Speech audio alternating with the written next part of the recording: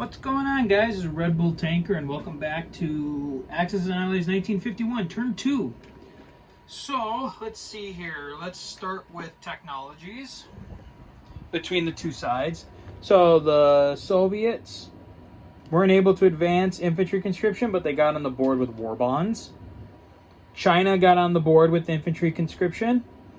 The U.S. advanced their M14 rifles to Stage 2 and got on the board for advanced R&D. And NATO got on the board for increased war production. So, technologies are starting to get to move forward. All right, so on the, let's see here, where do we want to start? All right, we'll start in Europe.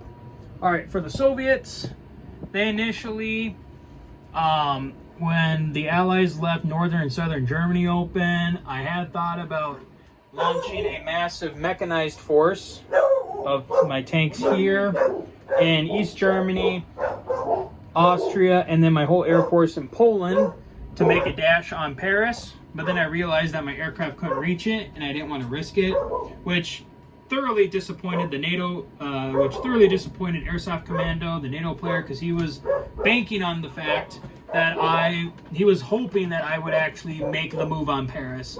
Instead, I had just sent one infantry into northern and southern Germany. And yeah, so that kind of upset his plans for this turn. The Russians were also able to destroy the vanguard of the U.S. 6th Fleet in the Mediterranean, though NATO counterattacked and killed off the rest of the Black Sea Fleet. Turkey changed hands again. I captured it, and then he took it back on his turn. Let's see here, what else? I think that was pretty much it. There was no action over here in China, over here in the Asia front. Just more reinforcing here in Southeast Asia, and the U.S. reinforcing all of its positions off of Japan. Other than that, I mean, at the end of turn 2, I mean, there's still a lot for both sides to be able to do. The U.S. did attempt a diplomatic influence of Spain, but they were not successful. The U.S. is, you can see, preparing. The Allies are preparing a large force here on the east coast of the U.S. to make the jump over to Europe. The armies in Europe are still holding strong.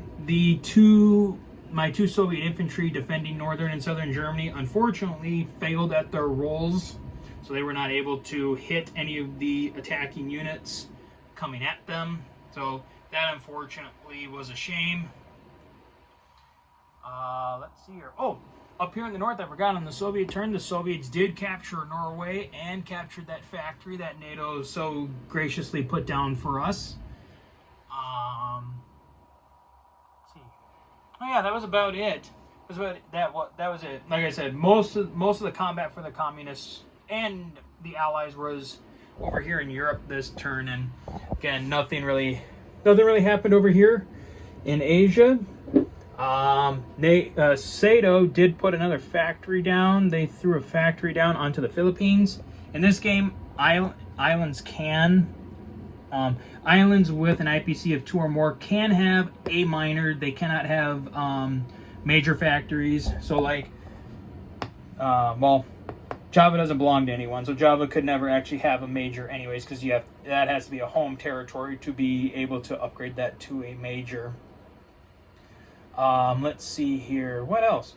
So, I mean, as we go into turn 3, at least for China, the atomic effects of Manchuria will be removed, and China will go back. China will regain the 2 IPC from Manchuria.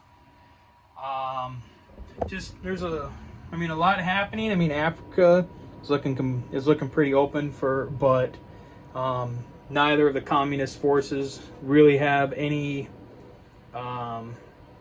way to really come down here and exploit that. So there is that. A lot of action to come up here in Europe as the two sides continue to mobilize all of their forces for their coming attack. Although I do need to Oh no. Actually, the only person that needs to go back to Paris is him, because in this game, the fighter and the fighter and tactical bombers can actually land in newly conquered territory, to simulate, how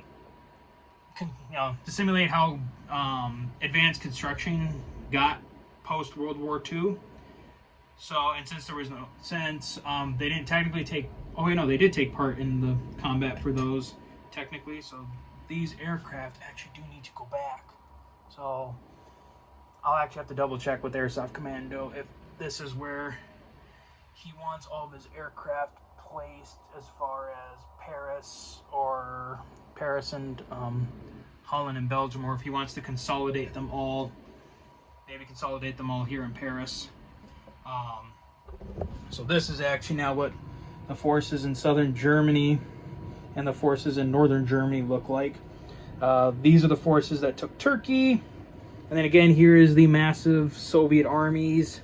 You got East Germany, Austria, Poland, and then the air army that is in Berlin. I put that on a second card. So that is the second Soviet Air Force. Or the second that would be the second air army that is there in East Germany, using the repair. The Soviets did repair the airfield here in Berlin, so now that can be used for several operations if need be. All right, well, that is going to be it for turn 2. And we will see you guys next time for turn 3. So until then, guys, as always, take care.